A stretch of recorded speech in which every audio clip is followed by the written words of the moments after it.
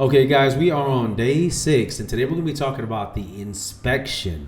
Getting the big things fixed and the little ones, not so much. So in today's market, we have to be considerate about, asking the seller to fix every single thing. We don't want to bug him about the super tiny things such as, like a plug or maybe a light bulb's out, but we do want to get the things that are big, things that are going to cost over, $500, such as like maybe a couple of boards of siding or have some mold on it or something. We gotta, maybe like there's a hole in the wall in one of the bedrooms. Maybe there's a foundation issue. Maybe there's termites.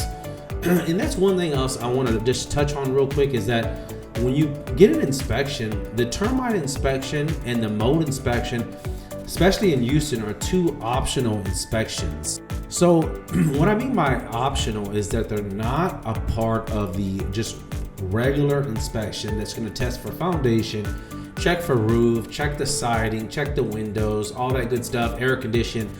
The termites and the mold and the flooding, all that stuff is extra. So another tip is that an inspection will run you per square feet.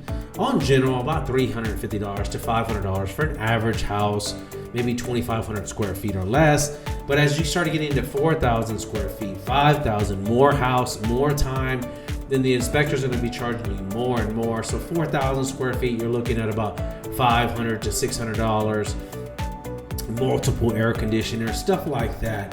And so it's very important that you get here in Texas the main inspection, of course, and then we want to get the big things fixed, and then we want to go ahead and add at least at the bare minimum the termite, but I really recommend the flooding one. You want to check for mold because we have had so many floods in the past.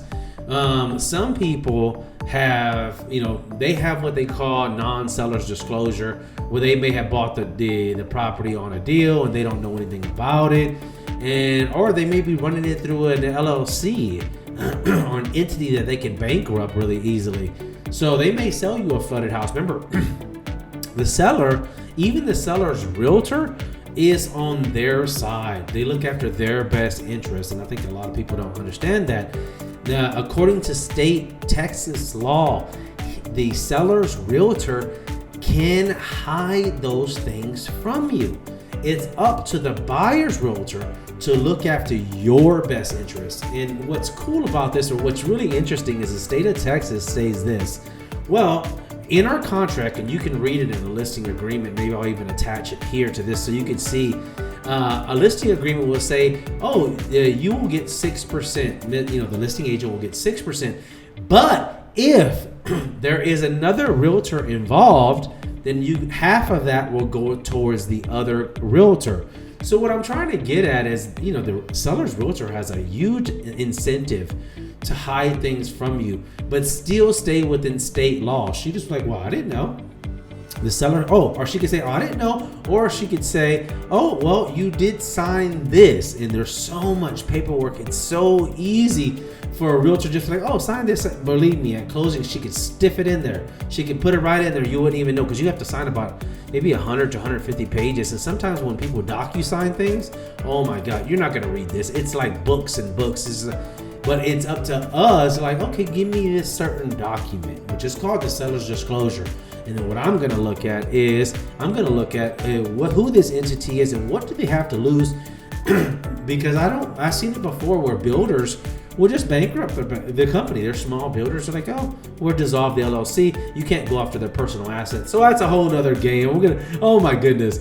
So basically, get an inspection, get the other inspections, the additions, which is the mold and the termites, get the big things fixed, and not so much worry about the little ones, okay? So those are my tips. I hope you found them valuable. If you did, man, really consider us as using us as your realtor and go-to people for real estate, whether you need to buy or sell. We really appreciate it here at homesofheights.com. Keep in mind, we've been doing this for almost going on 2 decades now.